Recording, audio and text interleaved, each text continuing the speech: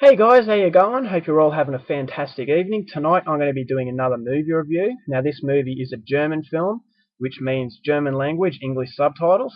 It was made in 2009, directed by Anno Suhl, who is apparently a fairly well-known German director. This is my first film of his, and this movie is called The Door. Now not many people have heard of this one at all, so hopefully this review provides a very interesting experience and gets you to go out and see it. So The Door stars Mads Mikkelsen. Now I was really surprised to see him in a German film because he is Danish and I've only seen him in Danish films and in Casino Royale, a James Bond film. But I didn't know he spoke really fluent German, so it was surprising to see him in there, but it didn't take anything away from the film because his German is very, very good. So just really surprising, but a very pleasant surprise to see someone like Mads Mikkelsen in a movie I'd heard nothing about, plus in a completely different country. So the story is as follows. An artist lives in despair, having been responsible for the death of his young daughter, while having an affair with his neighbour. But a door he discovers provides a passage back in time and the opportunity to change the past and avert the tragedy. Adopted from a novel by Akif Pirinci, Germany's answer to Stephen King, The Door establishes a nightmarish scenario where the hope of redemption might only lead to eternal damnation. Mikkelsen gives a tour de force performance. So Mads Mikkelsen's character, he's an artist and his wife is away and he's looking after his daughter on his own. So his daughter is playing at the yard and Mads Mikkelsen's character is actually having an affair that the wife doesn't know about with the next door neighbour. So instead of taking care of his daughter and playing with his daughter's saying, please daddy, come and play with me, but he says, I've got something to do. So he chooses to leave her alone in the backyard while he goes over and does his thing with his neighbour, so she's left unattended. There is a tragic event which occurs which results in the girl's death, and then we cut off to 5 years, and in those 5 years the husband and wife have since split up, and the husband, played by Mads Mikkelsen, he is just torn to pieces by guilt, and he keeps on having flashbacks of the girl begging him to stay and play with her, and he's basically, yeah, he's a completely destroyed man. The wife is destroyed as well, but she has since moved on to someone else. He wants her forgiveness, but she's not giving it to him. So he becomes suicidal, and on a suicide attempt, he sees his butterfly. It was a failed attempt, and he sees his butterfly on the ground, and he thinks it's dead, and he holds it in his hand. He opens his hand up, and the butterfly regains.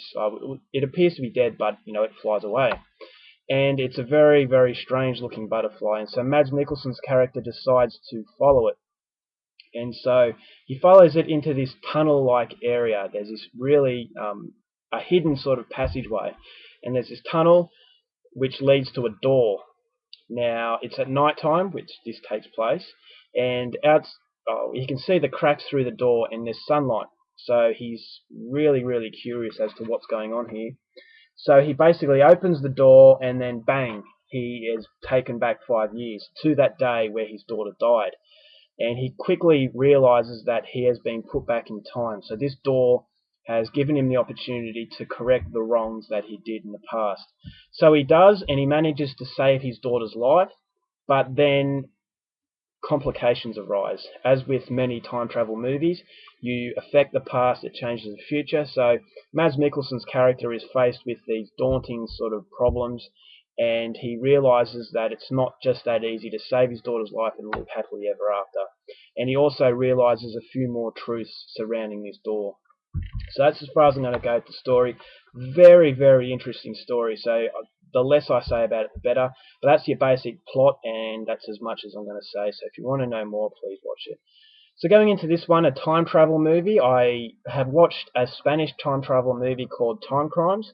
Now, I've never been big on time travel, although I did enjoy the Back to the Future series. I've never really been big on the whole subject, but since seeing Time Crimes, I absolutely love that film. I thought it was brilliant. It was so much fun. So going into this one, I had the expectation that it would live up to Time Crimes, but in the back of my mind, I thought, no, this one won't be as good. But I can safely say that this one was just as enjoyable. Very, very different, which is what I liked. Could have been easy just to follow the formula of Time Crimes.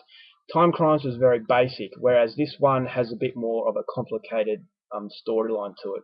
It's a much Time Crimes was very much a fun sort of movie, but this one's fun, but it's also very serious and quite emotional and touching in some areas. So this one had a lot more depth for me, but I would say Time Crimes was a little bit more fun, but this one certainly stepped up to the plate because I was really impressed by this.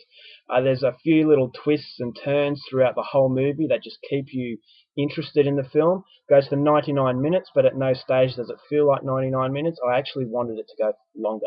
So that tells you how much I enjoyed it. Have no idea why I haven't heard more about this one. It really should be out there and recognised and watched by as many people as possible, especially if you're into German films. This is definitely one to get. Mads Mikkelsen was absolutely brilliant. He played a very torn man, and throughout the whole film it's a really sad, like on the back here it says Deft Direction by Anno Sul, in an atmospheric film that highly induces emotions in us throughout the entire runtime.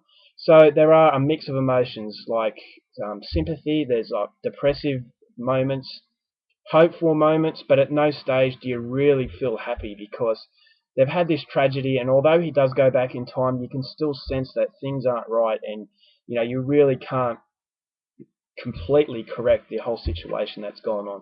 And the ending really left you quite sad as well. So it is a very emotional sort of time travel film, which really did give it a more serious feel than Time Crimes, although I think Time Crimes is a little bit better. But as I said, a few twists and turns that you don't see coming, but they're not shocking turns, so you don't really sit there going, wow, I didn't see that one coming, and it kind of gives the attention away from the overall film. But yeah, this one has a really good pace, it runs really well.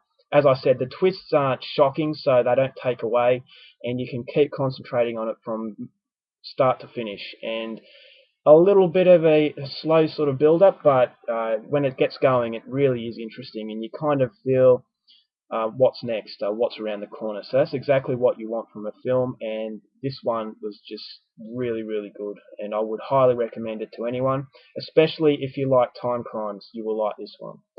Time travel movie, so it's a lot different from Time Crimes, but equally as satisfying. So definitely go out there and see this one. The supporting actress Jessica Schwartz did a really, really good job. I didn't recognise her. The only actor I recognised was Mads Mikkelsen, but I will keep an eye out for Jessica Schwartz. She did an awesome job.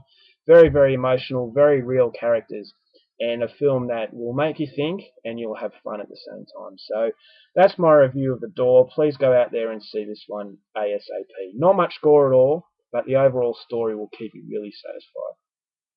Alright guys, that's my review. I am about to head to bed, so until next time, take care of yourselves, and I'll see you later.